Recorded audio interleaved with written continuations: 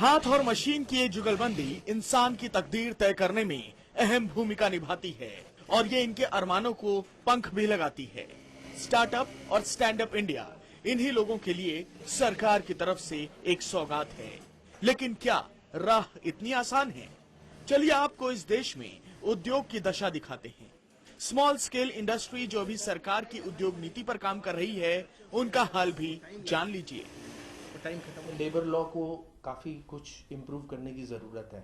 अगर इसमें labour law improve हो जाएंगे तो इसके अंदर बहुत कुछ इम्प्रूवमेंट आ सकती है। I had some people come in and ask, what assistance would you like from the government in running a factory? I said the best assistance I can have is do not interfere with me to what I'm doing. I don't need your inspectors here to do this or do that. The fact that my business is growing.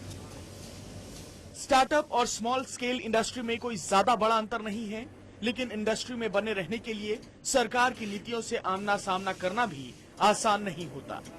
Blackout cases कहलाते हैं। इससे मैं व्यक्तिगत रूप से मानता हूं कि जो भी जिम्मेदार हो, पर उद्योगपतियों को इससे कोई तकलीफ नहीं।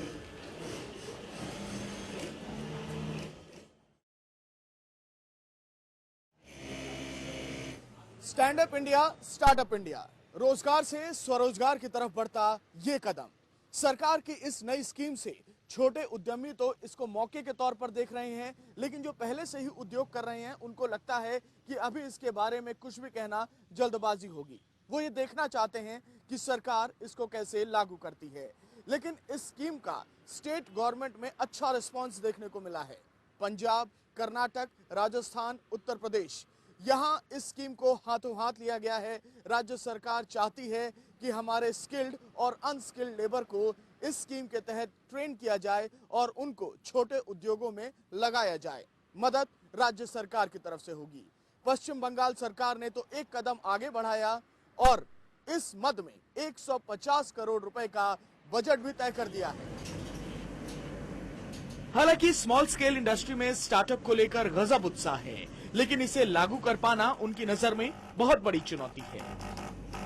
जितने भी प्रोफेशनल कॉलेजेस हैं उनके अंदर ये पॉलिसी का इंट्रोडक्शन दी जाए और इसके लिए प्रॉपर तरीके के सेमिनार किए जाएं, जिससे कि स्टूडेंट्स के अंदर अवेयरनेस आए। यंग बंदे हमारे पास मौजूद हैं। अभी वो यंग बंदों की ट्रेनिंग के लिए हमें फैकल्टीज़ चाहिए, अच्छी फैकल्टीज़ चाहिए। हमें कोशिश करनी चाहिए कि फैकल्टीज़ में जो तो हमारे यहाँ अवेलेबल हैं वो तो अच्छी बात है। अगर कुछ फैकल्टीज़ अवेलेबल नहीं हैं तो आपको उनको बाहर जाके कुछ सीख के आने की भी उनको आपको इनकरेजमेंट देनी चाहिए।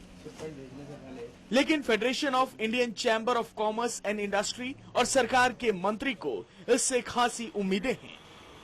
जॉब सीकर के बजाय जॉब क्रिएटर बने। ऑर्गेनाइज सेक्टर में जॉब खोजते हैं या फिर उसका मेन जो मूल फोकस यही है कि ईज ऑफ डूइंग बिजनेस होना चाहिए। एक अच्छे कदम है और हमने प्रधानमंत्री जी के निर्देश पर काम शुरू कर दिया। ऐसा नहीं है कि सरकार की नीति और नियत पर शक है, लेकिन कई बुनियादी बातों की जानकारी लोगों के बीच ना होना और बावजूद इसके सरकार अपनी पीठ थपथपा ले, बात हजम नहीं होती। सरकार की उद्योग नीति हमेशा कटघरे में रही है और उद्योगपतियों की शिकायत कई बार सरकार की परेशानी बढ़ाती रही है। स्टार्टअप इंडिया सरकार का ड्रीम प्रोजेक्ट है और सरकार इसमें किसी तरह की कोई कोताही नहीं बरतना चाहती। ऐसे में सरकार के पास इस योजना को लागू करने का एक खास प्लान भी है।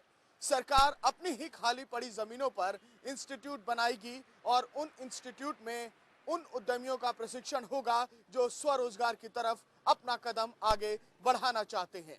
लेकिन बात इतनी आसान नहीं है। सरकार ने 10,000 करोड़ का बजट तो इस योजना के लिए फिक्स कर दिया, लेकिन कोई समय सीमा तय नहीं की है, जिसको लेकर कई सवाल उठ रहे हैं। कैमरामैन चंद्रशेखर के साथ Santosh Tiwari, news world India, Delhi.